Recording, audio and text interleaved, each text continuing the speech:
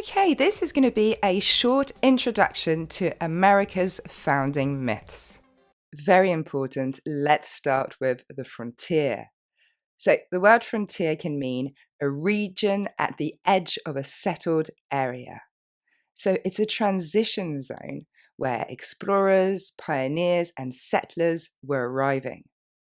And this line, this frontier, will move from east to west. For Turner, this unlimited free land in the West offered the psychological sense of unlimited opportunity. So it brought optimism and potentiality. And beyond it, beyond this imaginary line, it's the wilderness, which is another concept. It's a natural environment that hasn't been modified by any human activity. So, let's have a brief recap of US history. First date to write down is 1620. The Puritans arrive aboard the Mayflower and settle the first colony. Now, they weren't the first to try, okay? The first immigration was in 1607, but it failed. And so the founding settlement, la colonie fondatrice, was in 1620. And they survived mainly thanks to the Indians who taught them how to grow food.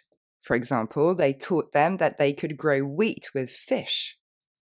And so at Thanksgiving, they thank God for having helped them survive. And maybe they ought to be thanking the Indians, because in fact, there were probably around 100 Puritans, but there were thousands of Indians in the area, and they could easily have killed them. They didn't. They helped them survive and settle. More and more settlers arrived and started building forts. And so these forts are actually the imaginary line, the frontier, okay? And beyond, it's the wilderness. The English had actually sworn they wouldn't go beyond a certain limit in 1763, but after independence was won in 1776, they didn't respect the deal. By 1890, it's the end of the frontier, okay? All the land has been discovered. It's also worth mentioning the Louisiana Purchase, okay? If you have a look at the image, that's what it was. It was this big chunk of land in the way. And so actually they bought the Louisiana Territory from France in 1803. And the US paid 15 million francs and a cancellation of debts worth 80 million francs, so for a total of 68 million francs. So at the time, it was approximately 4 cents per acre, and this doubled the US territory. This corresponds roughly to 13 different states today.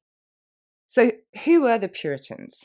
Well, they were people who rejected Catholicism and the Anglican Church, mainly because they rejected hierarchy and advocated for a return to the Bible. Ok, il faut garder en tête que l'Église anglicane et le catholicisme, c'était des systèmes très hiérarchisés. D'ailleurs, on ne lit pas la Bible, elle est prédigérée par un clergé qui ensuite l'enseigne au catéchisme, par exemple. Et ça, c'est quelque chose que les puritains rejetaient. Le pape n'était pas vu comme une figure sainte, c'était vu comme un dévergondé, corrompu, qui buvait et couchait à tout va. Voilà l'image qu'ils avaient du pape.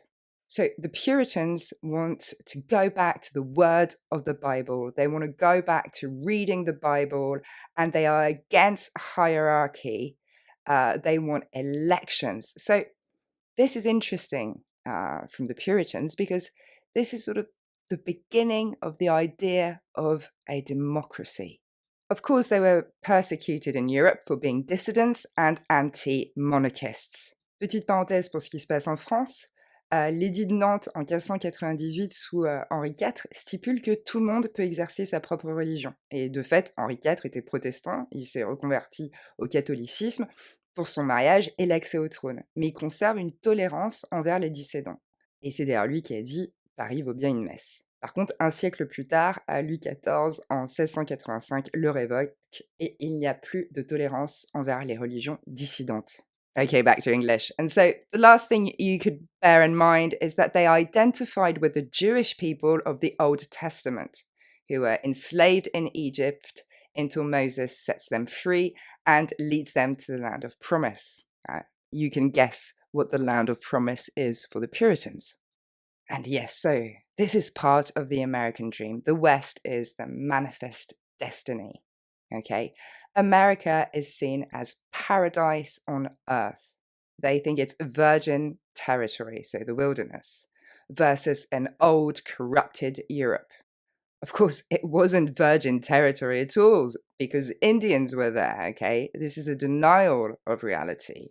And so, of course, if you've got a paradise on earth, you also have the new Adam figure. The new Adam is a pre-lapsarian Adam, so a major symbol of innocence. Of course, because it's pre-lapsarian. Pre-lapsarian Adam, c'est l'Adam d'avant la chute. On est dans une représentation d'un Adam qui n'a encore jamais péché, donc vraiment un degré d'innocence fou.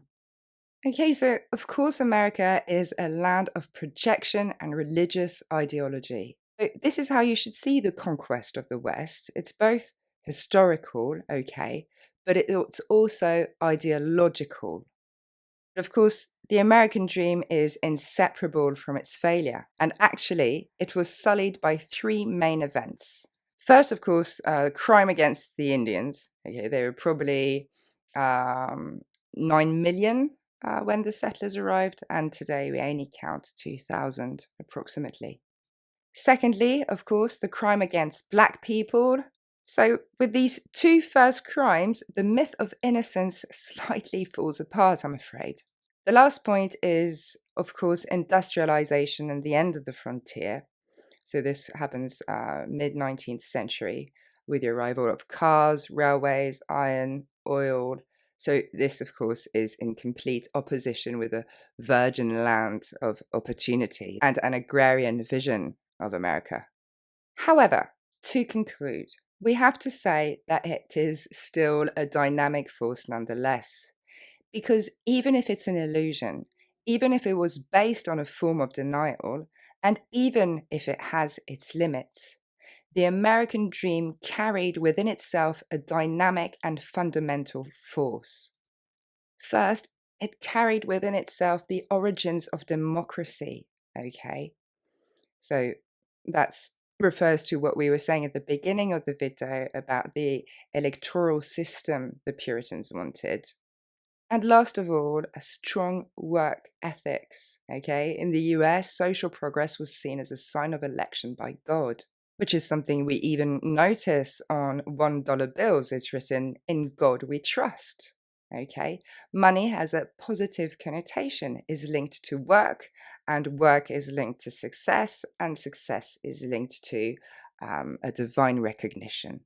The American dream is even rooted in the Declaration of Independence, which proclaims that all men are created equal with the right to life, liberty, and the pursuit of happiness.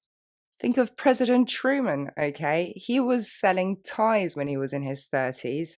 Okay, so as you can see, American myths have shaped America just as much and maybe more than history has.